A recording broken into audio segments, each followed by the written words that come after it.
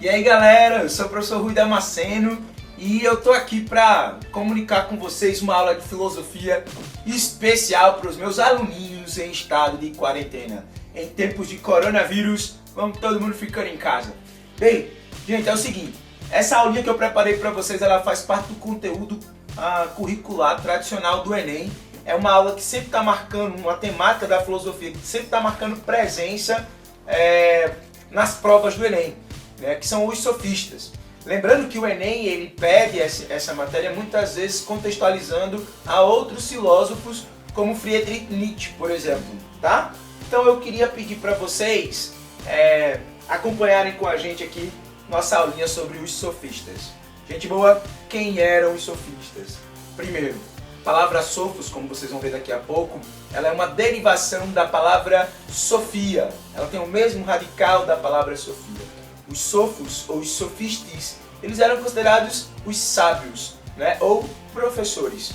Tem uma informação importante que eu vou dar logo de cara, uma spoiler da aula, é que os sofistas eles tinham um constante embate com a filosofia clássica.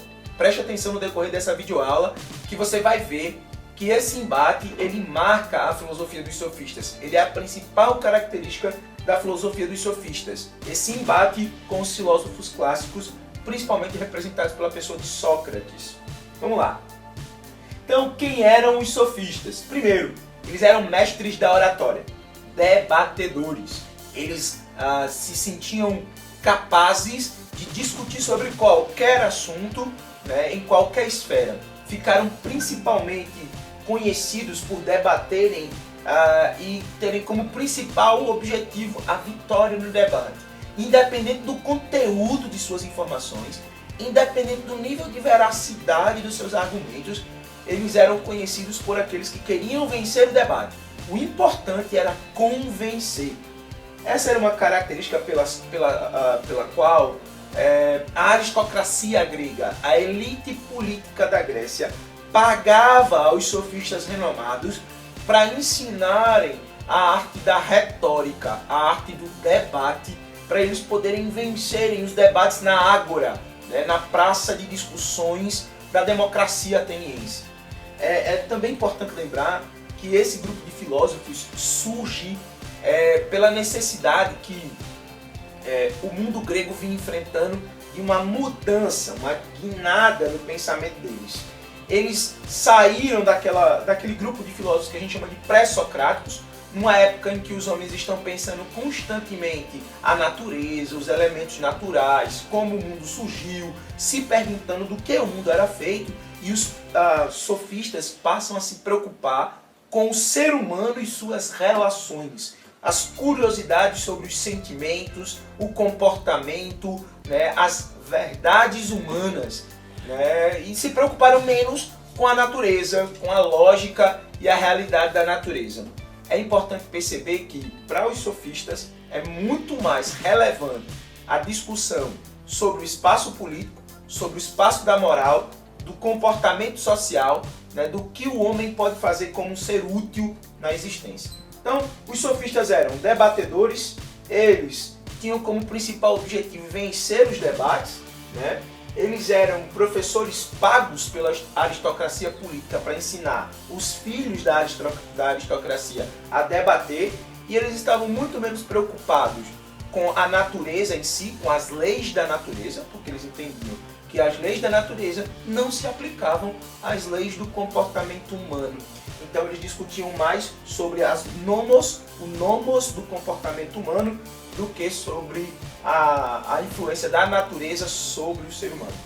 Esses aqui são alguns dos principais sofistas, dos quais aparecem, né, nas obras de Platão principalmente, nos diálogos de Platão, onde ele imagina sempre um debate entre Sócrates e os sofistas, assim podendo fazer uma oposição das ideias dos sofistas, né, com as ideias dos filósofos clássicos, principalmente na pessoa de Sócrates, que era um defensor da verdade. A gente vai chegar nisso mais pra frente.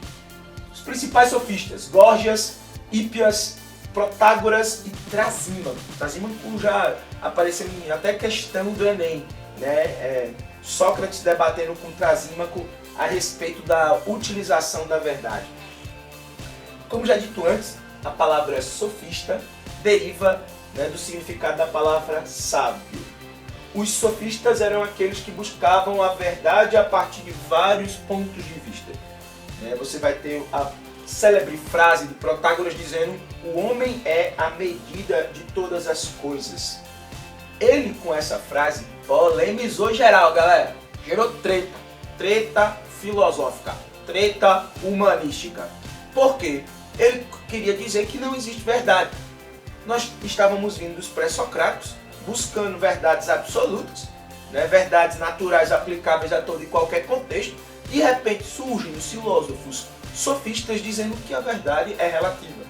Na verdade, eles são considerados relativistas radicais, porque para eles não havia possibilidade de verdade.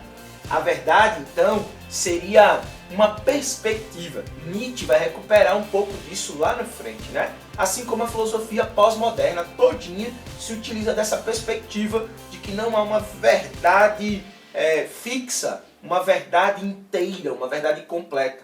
Na verdade, o que há são verdades móveis, verdades mutáveis. É o que Gorgias vai também dizer, que as verdades têm prazo de validade. Interessante, né?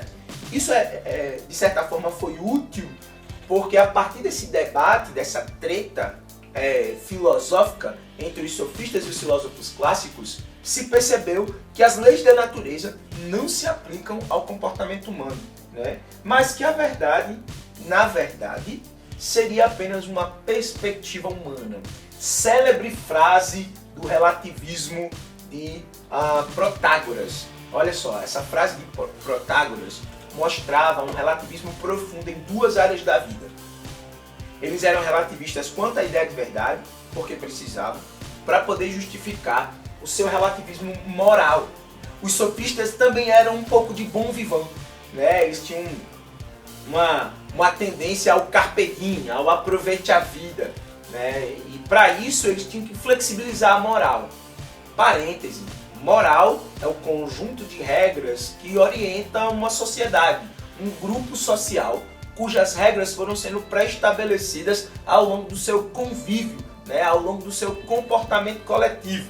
Esse comportamento coletivo foi sendo exigido de regras, de moralidades. Essa moralidade, da palavra moralis, moral, ou também nomos, que significa comportamento. Então, para Protágoras, que é talvez o maior representante dos sofistas, a verdade era relativa, a moral era relativa, por isso você podia se comportar de acordo com sua conveniência, de acordo com aquilo que você achasse mais interessante, né? E aí, mano, é a treta chegando para valer. Só que você vai botar o dedão na cara dos caras, né? Vai chegar para a turma e vai dizer assim, ó, é o seguinte, Gorgias, é o seguinte, Trasímaco, é o seguinte, Protágoras. Que história é essa que não existe verdade, rapaz? Vamos consertar esse debate aqui. Essa fala de vocês é uma fala impostora, né? E os sofistas passam a ser reconhecidos como impostores, galera. Impostores do debate, impostores do conhecimento, porque eles estavam colocando em questão as certezas humanas. Sócrates, que vai ser tema de uma de nossas aulas, ele era contrário a essa perspectiva. Ele entendia que a verdade deveria ser alcançada, poderia ser refletida, poderia ser posta em prática enquanto virtude, enquanto comportamento moral aceitável pelo coletivo. É importante também que vocês percebam esse debate dos sofistas como sendo aqueles que produziam verdades convenientes. O que é uma verdade conveniente ou um sofisma? Primeiro, é a ideia básica de que tudo é relativo. Não existe absolutos. É claro que o único absoluto que existiria seria o absoluto de que tudo é relativo, né? Ou seja, se tudo é relativo, nada precisa ser constante, nada precisa ser absoluto. As coisas são mutáveis. Você vai perceber isso pela afirmação tanto de Protágoras, o homem é a medida de todas as coisas, ou seja, é o homem quem decide o que é e o que não é, depende do ponto de vista desse homem. Então nada é verdade absoluta no comportamento humano. E segundo, na fala de Gorgias, quando ele diz que toda verdade é mutável. Se toda verdade é mutável, então não existe verdade, né? é aqui onde entra a treta, né, que a gente viu agora há pouco, junto com Sócrates e os sofistas. A treta é, bom, se não existe verdade, será que é verdade que não existe verdade? Então, o debate entre eles, né, construindo sofismas, de que tudo era relativo, de que não existe verdade, né, que toda regra tem uma exceção, é construir um pensamento de conivência. Eu tenho verdade sim, mas são verdades coniventes, verdades atraentes ao meu comportamento. Por exemplo, nós temos aí a história de Sócrates dizendo só sei que nada sei, né? E nós temos aí uma brincadeira com o nosso ex-presidente Lula, né? Dizendo que não sabia de nada do que tinha acontecido, né, de corrupção no seu governo. Talvez ele não soubesse daquilo que ele não quisesse saber. Assim como Sócrates, dizendo que nada sabia, estava apenas admitindo que existia conhecimento demais no mundo para ele dizer que conhecia alguma coisa. O que é um sofisma, então? Sofisma, gente, era uma habilidade de misturar elementos da verdade com elementos falaciosos. Então, todo sofisma é um paralogismo, ou seja, uma tentativa de criar uma lógica paralela. Os sofistas entendiam que podia existir lógicas paralelas, verdades que são aplicáveis em momentos diferentes, por isso mesmo elas seriam relativas. Ou seja, eram falácias às vezes aplicadas ao discurso. Quando você aplica isso a qualquer área da sua vida, isso se transforma em falácia, inclusive para vencer um debate político, o que é muito comum. Por exemplo, a expressão para a campanha eleitoral, conhecereis a verdade vos libertará. Essa é uma máxima da religião cristã, mas isso não significa dizer que ela deve ser aplicada a qualquer tipo de verdade, mas a verdade que a religião estava propondo, a verdade que Cristo, né, no texto bíblico estava propondo, e não que um candidato X carrega a verdade que liberta. Né? É só ele ser eleito que o Brasil conhecerá a verdade que liberta. Isso é um sofisma, uma falácia, muito mais, uma demagogia. Ou seja, um sofisma é uma lógica paralela criada, baseada em espaços vazios, em vácuos, né, em demagogia, ou seja, hipocrisia, falsidade, lacunas, espaços abertos e mal explicados. Então, o que são sofismas? Verdades convenientes. Essas verdades são discursos elaborados sem compromisso. Essas verdades não têm compromisso nenhum com a lógica. São argumentos enganosos, né? É um argumento enganoso, né? E esse argumento enganoso, ele induz ao erro. Veja, ele não é um argumento errado necessariamente. Ele é um argumento enganoso. Isso significa dizer que meu filho Pedro Azaf, por exemplo, pode usar um argumento enganoso. Isso significa dizer que quando eu reclamar alguma coisa com ele, ele pode dizer, mas isso é injusto, né? Mas na verdade ser bastante justo. Mesmo que não tenha uma percepção imediata, não seja confortável a uma pessoa A, B ou C, né? A lógica não é um compromisso com o sofisma, né? O sofisma não tem compromisso com a lógica. Segundo, ele é um argumento enganoso. Ele pode promover um engano, né? Ele é ludibrioso, ele pode possibilitar enganos, certo? Terceiro, é uma mistura entre elementos da verdade com determinadas falácias, com determinados discursos enganosos, né?